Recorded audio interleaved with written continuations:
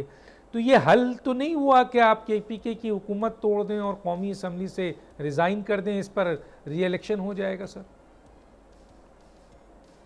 नहीं नहीं नहीं नहीं, हम तो कोई रिज़ाइन नहीं देंगे, लेकिन इस हुकूमत की अभी कोई मॉरल और न कानूनी हैसियत रह गई है। दुनिया में कोई इसके साथ जो है ना डील नहीं करना चाहती।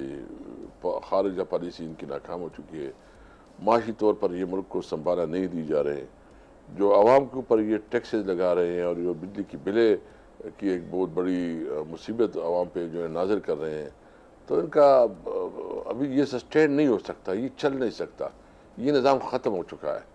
अभी एक नया जो है तमाम पॉलिटिकल पार्टीज़ में इंक्लूडिंग हुकूमत, वो सबको जो है ना इस बात पे एक फ्री एंड फेयर इलेक्शन के लिए तरीक़ेकार तय करना होगा, जिसमें ये इलेक्शन कमीशन को बिल्कुल फारिग करना होगा और बाकी जो जो